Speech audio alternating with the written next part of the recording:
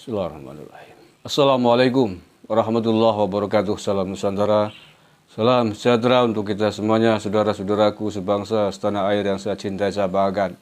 Pertarungan antara kubu Muldoko dalam kurung Yusril Iza Mahendra dengan kubunya SBY, kubunya AHY dan para elit-elit Demokrat semakin memanas, semakin nikmat untuk dinikmati, untuk dilihat. Ngeri-ngeri sedap gitu ya. Jadi pasca Yusril Iza Mahendra melakukan gugatan ke Mahkamah Agung sebagai advokat ya, ini harus digarisbawahi, Yusril Iza dalam konteks ini adalah sebagai profesional advokat pengacara yang menerima orderan dalam tanda petik dari 4 ex-politisi Demokrat yang telah dipecat oleh kubu SBY, oleh kubu CKS. Nah, keempat pengurus Demokrat ini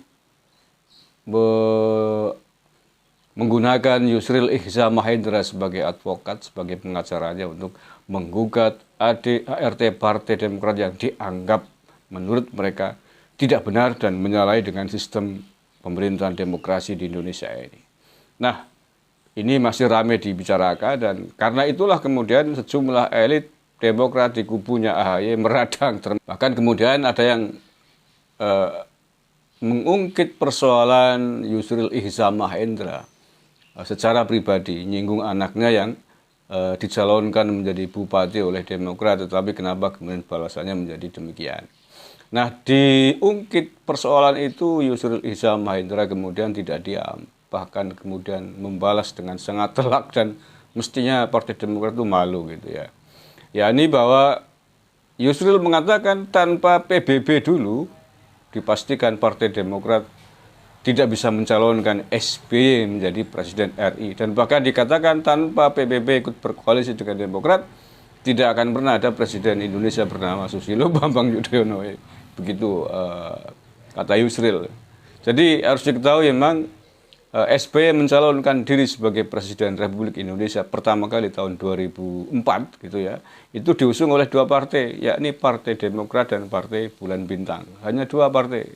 Dan memang Partai Bulan Bintang ini menjadi kunci. Tanpa ikut menjadi koalisi Partai BBB, tanpa ikut mendukung berkoalisi bareng dengan Partai Demokrat tidak bisa, tidak memenuhi syarat SBY maju. Jadi ada benarnya.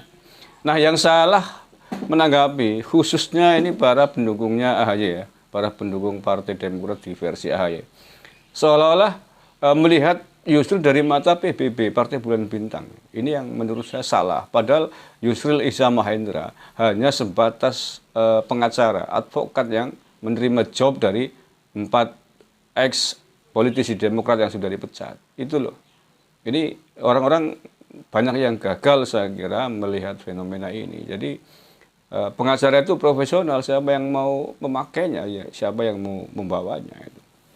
Jadi pertarungannya menurut saya bukan Yusril, pertarungannya adalah pertarungan Partai Demokrat kubunya AHY dengan Partai Demokrat kubunya Muldoko, itu yang jelas. Hanya sekarang masing-masing mau memakai lawyer siapa, karena ini kan pertarungan di ranah hukum, itu hak prerogatif masing-masing.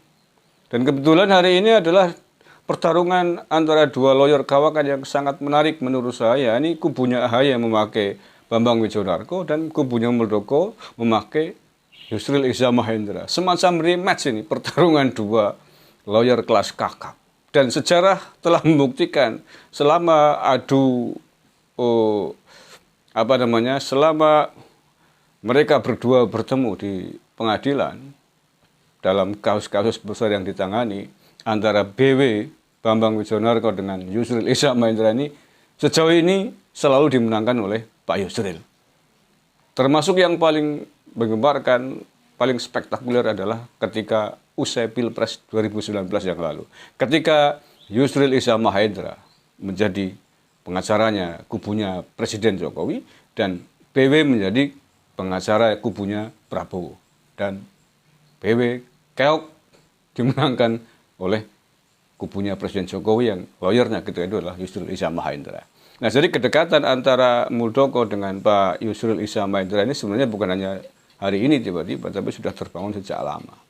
Nah, saya kira kita akan melihat pertarungan hukum ya dalam tanda petik ini. Pertarungan yang sangat menarik ini di Mahkamah Agung, entah kapan mau digelar sidangnya antara Bambang Wijonarko dengan Yusril Iza Mahendra. Dan ini rematch yang sangat menarik dan akan berdampak yang sangat menarik pula. Dampak dari kekalahan kubu AHY, dampak dari kekalahan Bambang Wijonarko oleh Yusril Iza Mahendra dalam konteks hukum ini akan sangat menarik dan akan membuat atmosfer politik di tanah air ini, khususnya yang menyangkut partai politik, akan menjadi sangat penting dan akan membuat perubahan dinamika permainan para elit-elit partai politik di tanah air. Betapa tidak, karena substansi yang digugat oleh Yusril Iza Mahendra terkait dengan ADART Demokrat ini, menurut saya tidak hanya akan berdampak kepada Demokrat, tapi bisa jadi akan merembet berdampak kepada partai-partai yang lain yang memiliki pola yang mungkin sama dengan Partai Demokrat, yakni kewenangan mutlak, kewenangan yang terlalu besar yang dimiliki oleh para elit politik. Bahkan ada partai politik yang kewenangannya mutlak hanya dipegang oleh satu orang, yakni oleh ketua umumnya. Sehingga kemudian seperti sabda Pandita Ratu gitu ya, seperti sistem kekhalifahan. Nah kalau begini apa namanya demokrasi? Kan nggak ada demokrasi. Kalau demokrasi mestinya harus keputusan dibuat secara kolektif bersama-sama, tidak oleh satu orang. Nah selain majelis tinggi di Partai Demokrat yang yang pengambil kebijakannya adalah Pak SBY, ada juga ketua umum di partai yang lain yang memiliki otoritas mutlak, otoritas penuh secara tunggal, seorang diri, yakni ketua umumnya. Partai apakah itu? Saya kira saudara-saudaraku semua sudah tahu. Mudah-mudahan perjuangan Pak Yusril Iza Mahendra melalui Partai Demokrat ini dengan ingin mengkoreksi ADART partai yang cenderung mengabaikan demokrasi, bahkan melukai demokrasi di negara ini, bisa berhasil. Sehingga kemudian dampaknya ke depan tidak hanya bagi Partai Demokrat, tapi juga partai-partai politik yang lain yang mencoba akan melaksanakan manajemen dengan cara feodal dan otoriter. Karena ini adalah negara demokrasi. Karena ini adalah negara demokrasi, karena partai politik adalah bagian dari sistem kenegaraan yang kita miliki. Partai politik dibiayai juga oleh APBN, maka aturan apapun namanya, dibalut oleh ADART setebal apapun, berdalih itu urusan rumah tangga internal, tidak boleh bertentangan dengan ketentuan undang-undang dasar yang ada di Indonesia. Tidak boleh bertentangan dengan prinsip sistem demokrasi Pancasila yang kita punyai. Terima kasih, kurang lebihnya mohon maaf. Wallahul muwaffiq ila aqwamit thoriq. Assalamualaikum warahmatullahi wabarakatuh. NKRI harga mati.